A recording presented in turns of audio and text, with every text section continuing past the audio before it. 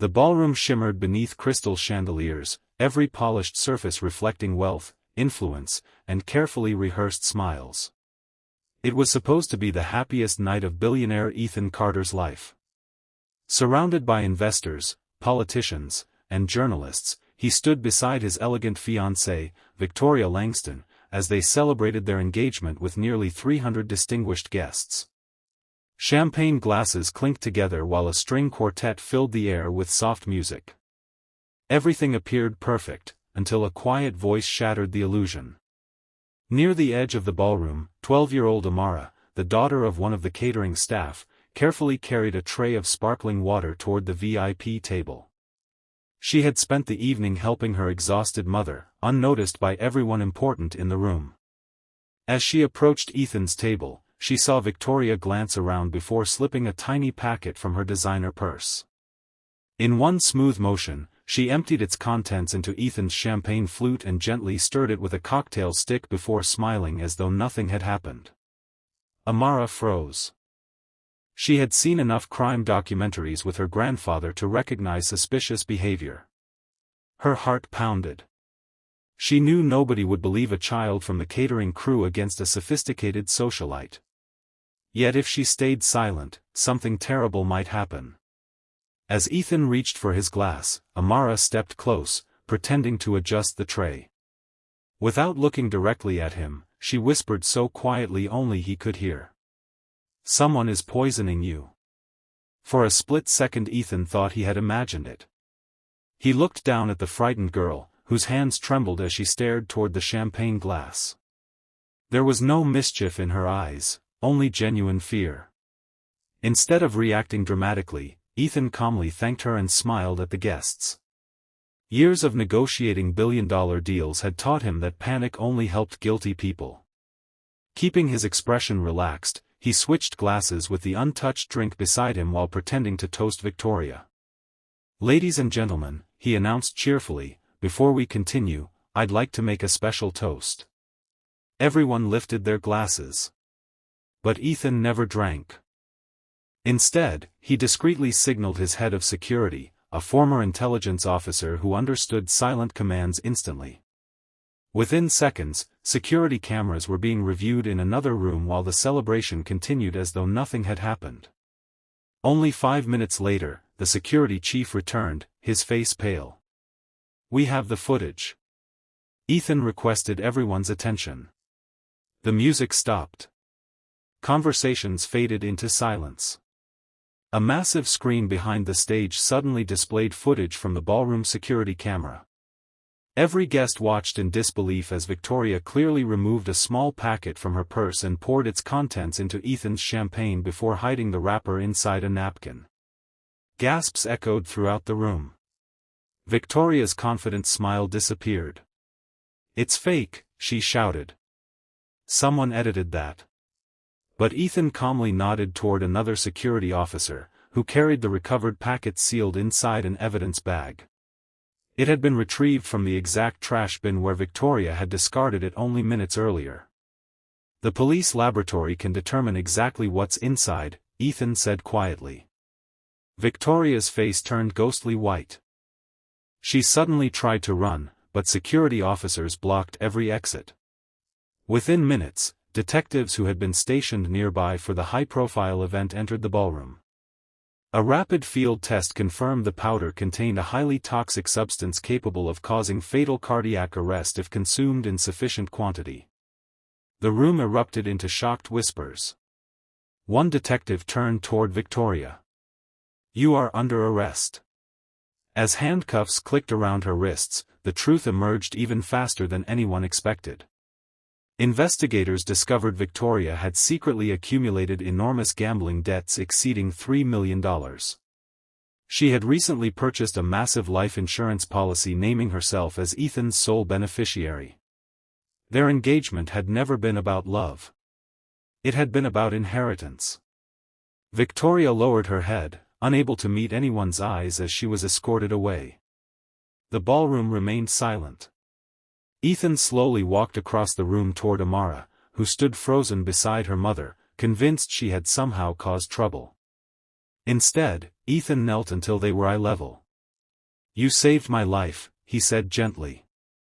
Amara nervously replied, I just didn't want anything bad to happen. Tears filled her mother's eyes as she apologized for her daughter interrupting the celebration. You should never apologize for courage, Ethan answered. Turning back toward the stunned audience, he raised his voice. Tonight, the bravest person in this room wasn't a billionaire, a politician, or a celebrity. She was a little girl who chose honesty over fear. The guests erupted into heartfelt applause.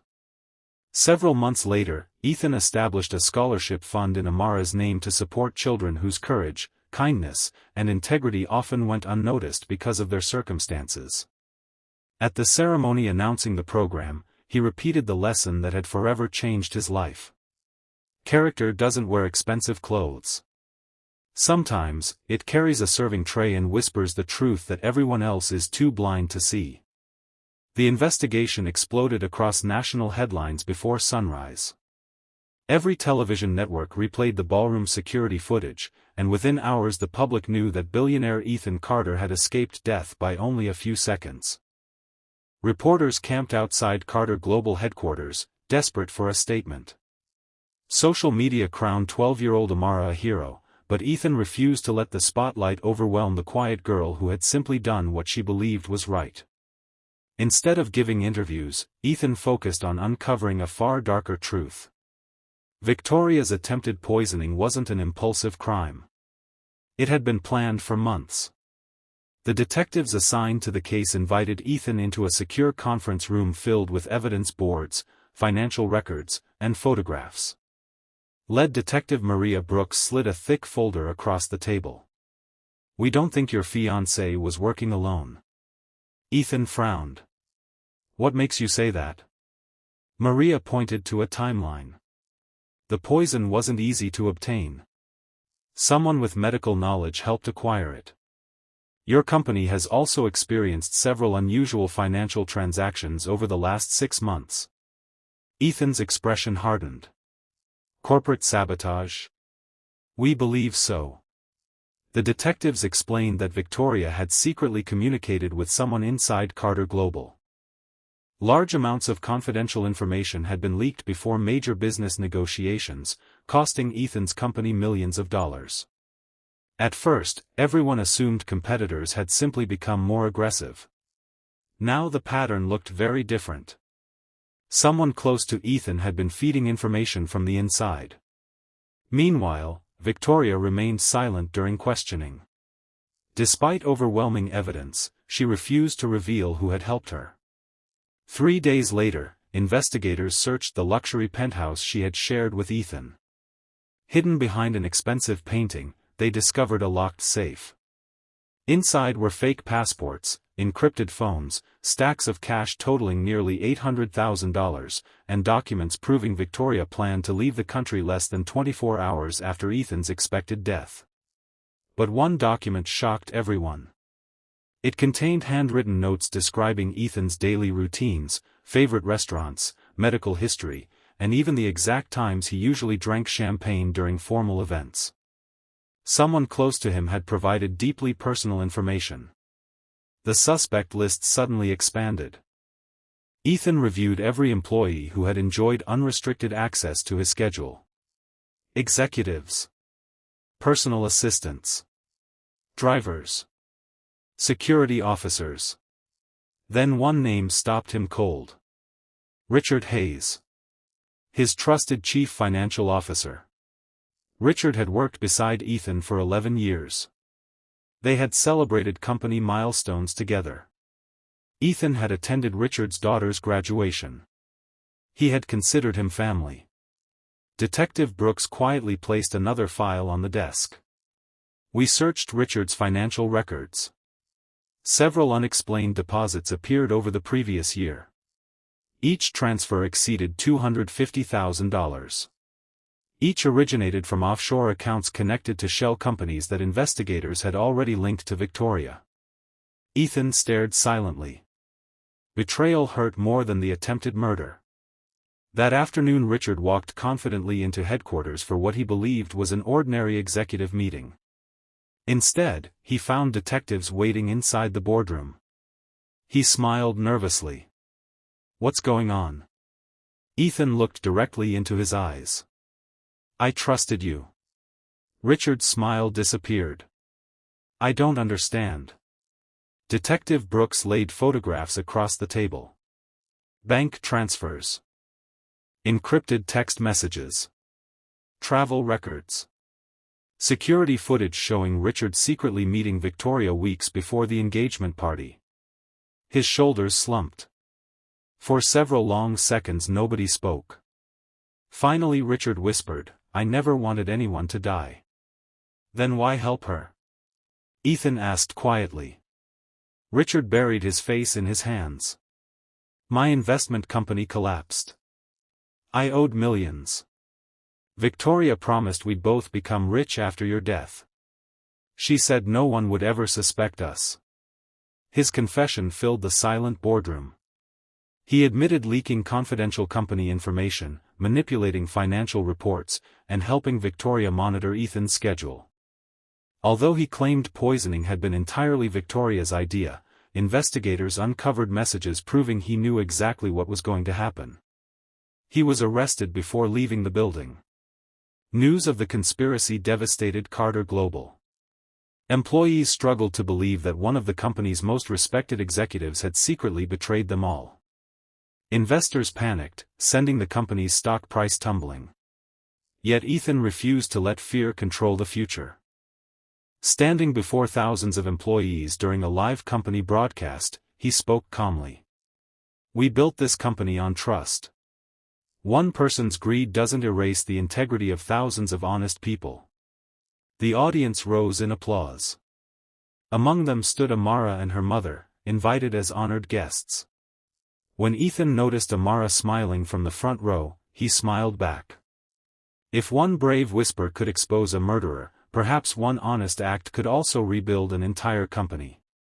And although the worst betrayal of his life had nearly destroyed everything he had built, it had also revealed something priceless, that courage can come from the smallest voice, and truth always finds its way into the light. A month after the arrests, life at Carter Global slowly returned to normal, but Ethan Carter knew that appearances could be deceiving. The company had survived the scandal, yet trust had been badly damaged.